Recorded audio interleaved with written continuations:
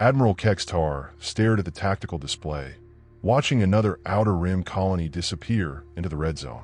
The Zephyrian Empire had claimed 17 systems in the past 6 months, and their momentum showed no signs of slowing. Each conquest brought them closer to the core worlds, closer to the heart of galactic civilization. "Admiral, the Defense Committee is requesting your immediate presence," his aide announced, mandibles clicking nervously. The young officer's carapace had dulled to the pale blue of barely contained panic. The emergency session buzzed with desperate energy. Representatives from 43 species filled the chamber, their various forms of anxiety creating a symphony of chittering, growling, and electromagnetic static. Chancellor Vexera of the Centauri Coalition stood at the center podium, her 4 arms gesturing frantically at the holographic war map. "The Zephyrians possess technology we cannot match," she declared, her translator struggling with the pitch of her distress. "Their shield penetration systems render our most advanced defenses useless. Their weapons cut through our hull plating like it were paper. Every battle group we send returns diminished, if it returns at all." Admiral Kextar had seen the classified reports. The Zephyrian ships moved with impossible speed, struck with devastating accuracy, and seemed to repair battle damage between engagements. Their energy signatures suggested power generation capabilities that defied current understanding of physics. "What about the Altarian super dreadnoughts?" asked Representative Quinn from the Vega territories. "Destroyed 3 days ago at Kepler Station. All 7 vessels." Chancellor Vexera's voice carried the weight of civilizations hanging in the balance.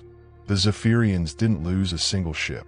The chamber fell silent except for the hum of life support systems working overtime to accommodate dozens of different atmospheric requirements.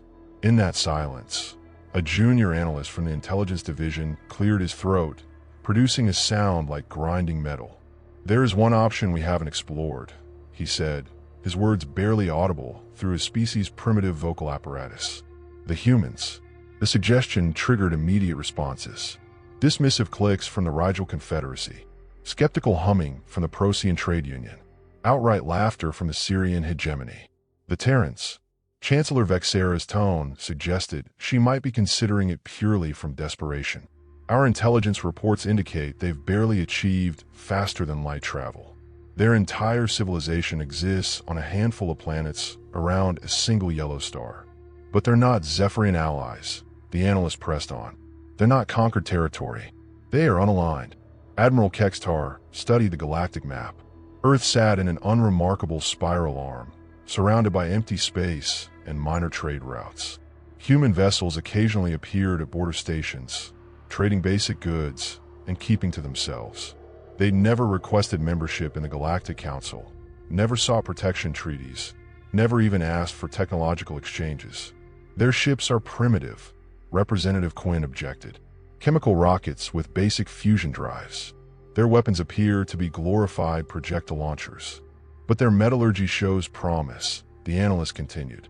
"The few samples we've obtained from trade exchanges demonstrate unusual molecular structures, and their manufacturing techniques, while crude, show remarkable efficiency." The debate continued for hours. Practical concerns mixed with wounded pride as various representatives argued whether approaching the humans would signal weakness or pragmatism. Finally, Chancellor Vexera called for silence. "We're losing this war," she stated flatly. "The Zephyrians advance daily while we debate protocols. If the humans can provide even basic repair services for our damaged vessels, it's worth the attempt." Admiral Kextar found himself volunteering for the mission, driven by curiosity as much as duty.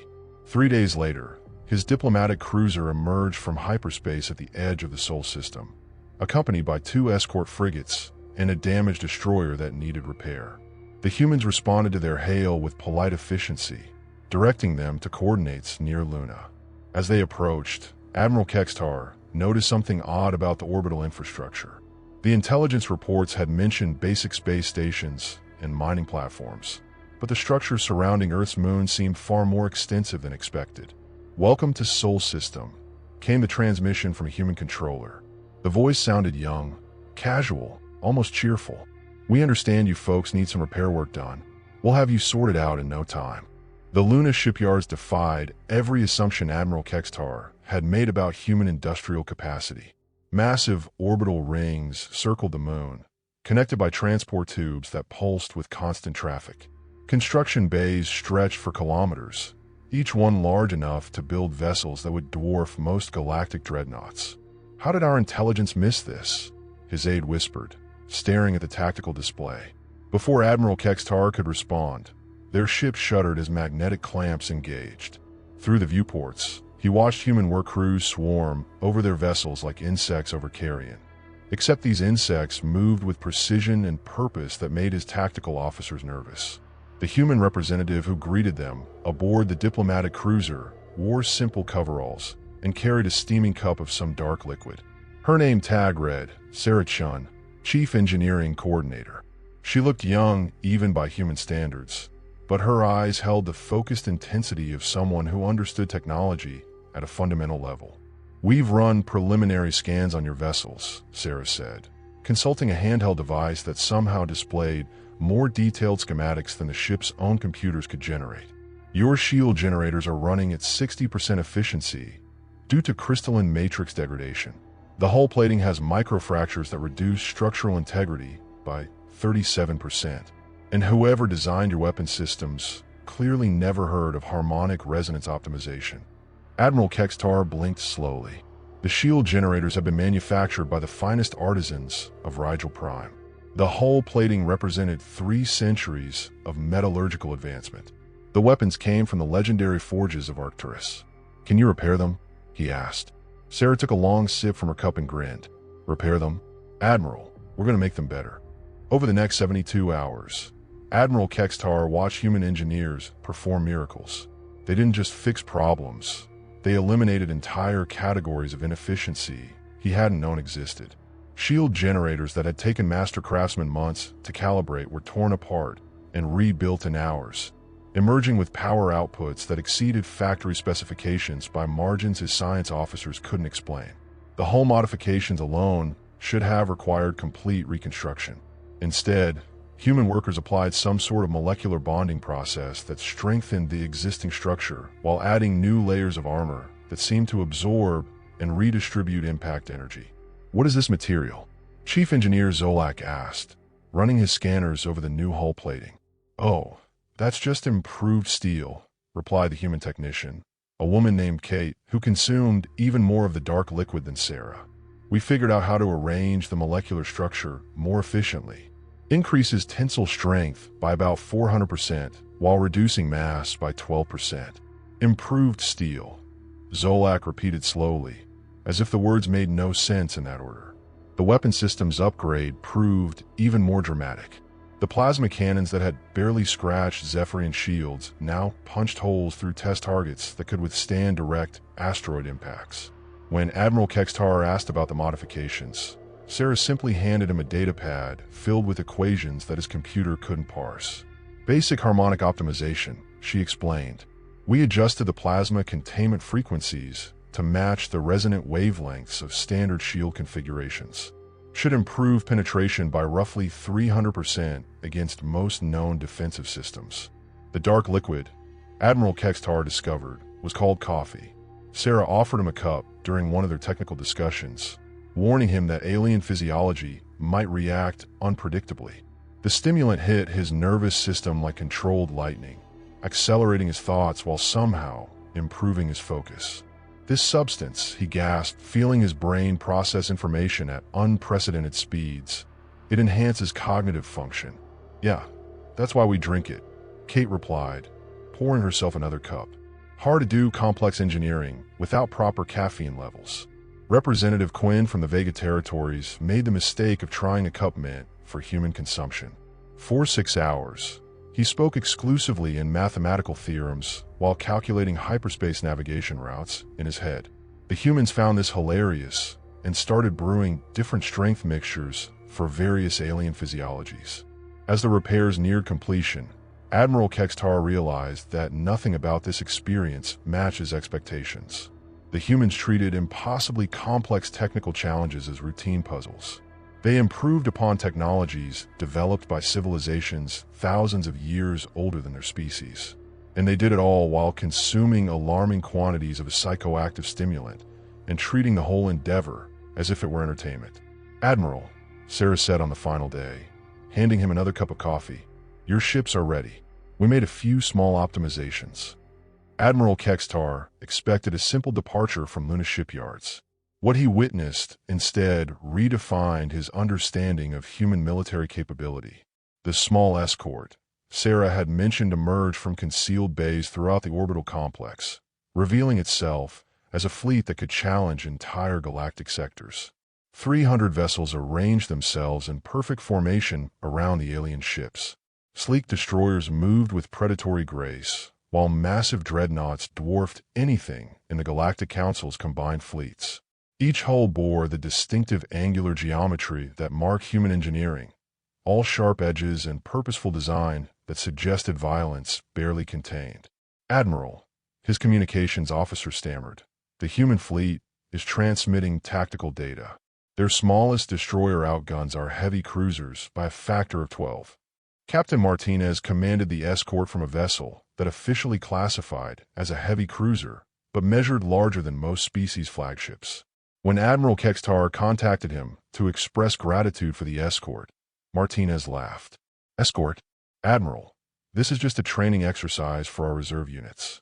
Most of these crews graduated from the academy last month. Figure they could use some real space navigation practice. Training exercise. Reserve units. Academy graduates."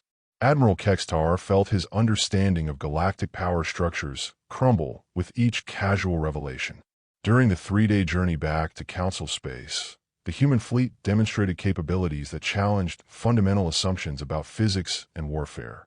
Their sensors detected anomalies at ranges that should have been impossible. Their weapons converted matter directly into energy before projecting it through folded space-time. Their shields didn't just deflect incoming fire, they absorbed the energy and fed it back into the ship's power grid. "How do your shield generators achieve such efficiency?" Chief Engineer Zolak asked during a technical exchange with the human flagship.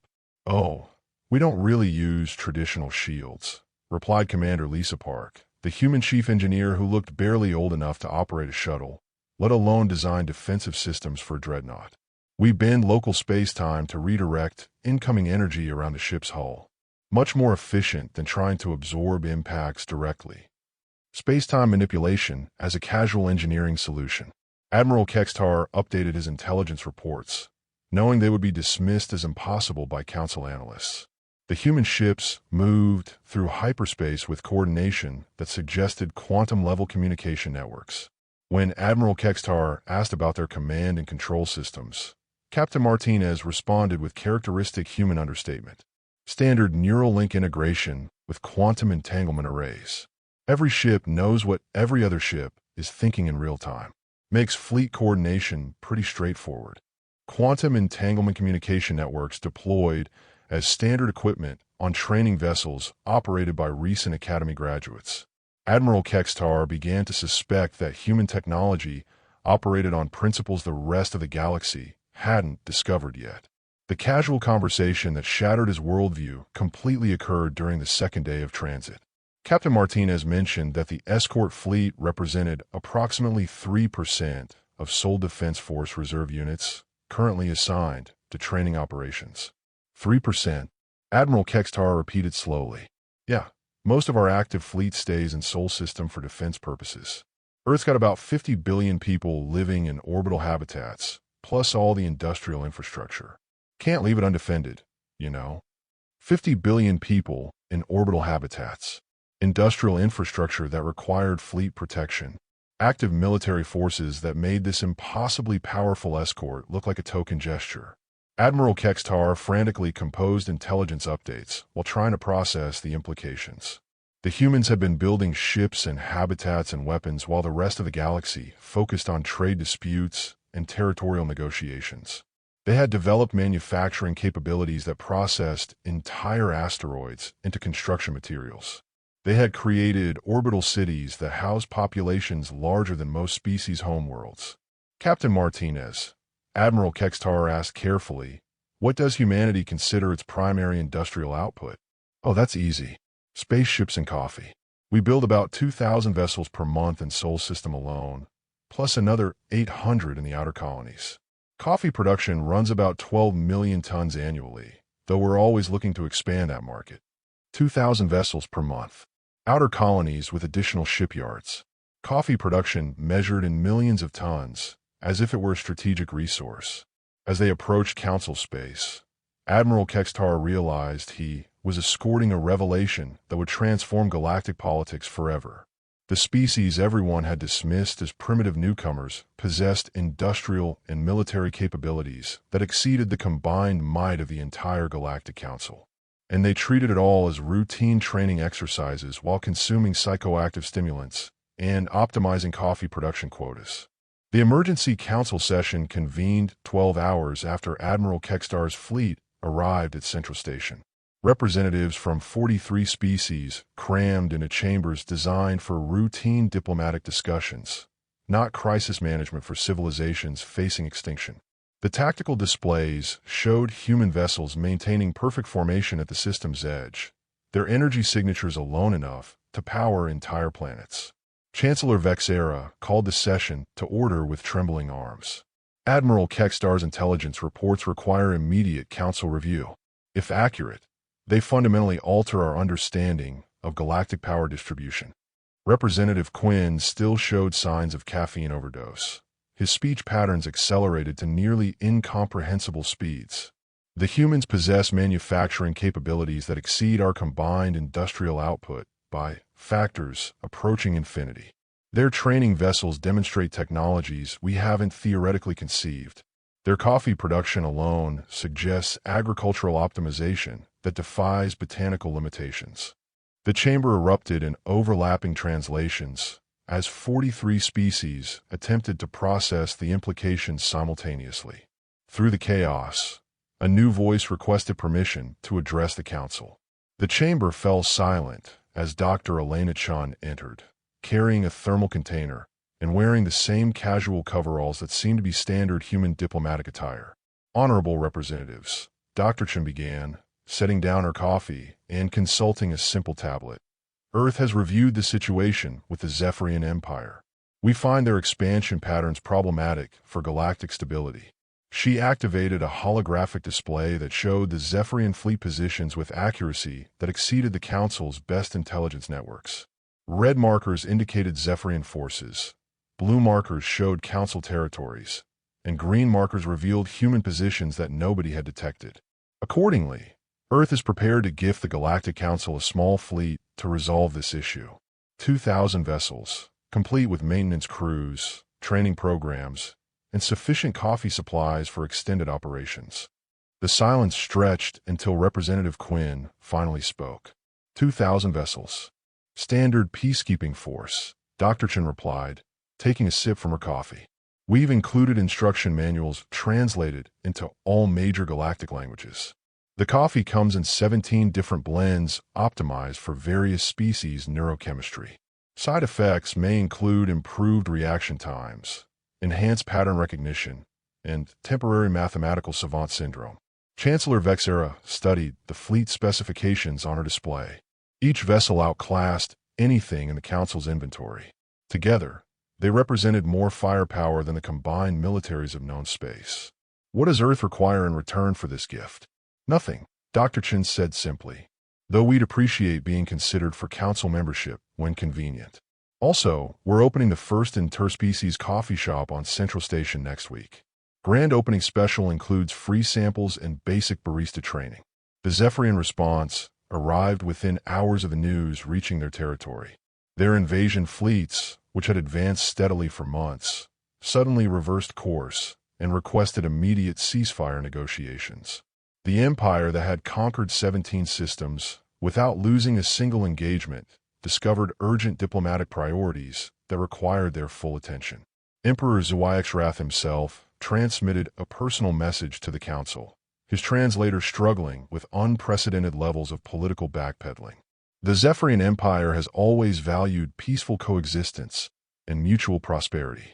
Recent military exercises were clearly misunderstood. We seek immediate dialogue to resolve any unfortunate misconceptions. 3 days later, The Zephyrian delegation arrived at Central Station, carrying tribute gifts and surrender documents disguised as trade agreements.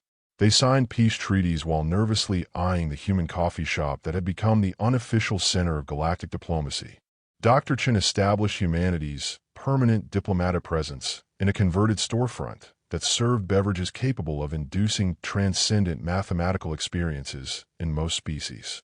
Council sessions now began with coffee service, and complex negotiations were resolved over shared caffeine experiences that promoted understanding between radically different physiologies. Admiral Kextar found himself frequenting the coffee shop, not just for the stimulants, but for the casual conversations with humans who treated reshaping galactic politics like solving interesting puzzles. During one such conversation, Dr. Chen mentioned that the peacekeeping fleet represented test units for new designs, and that Earth's actual defensive capabilities remained safely stationed in Sol System. The war that had threatened to consume known civilization ended not with battles or heroic sacrifices, but with humans offering everyone better coffee while casually demonstrating that resistance was mathematically inadvisable. The Zephyrian Empire became humanity's first interstellar trade partner, specializing in exotic beans for Earth's expanding coffee cultivation programs. Peace, it turned out, was surprisingly simple when properly caffeinated.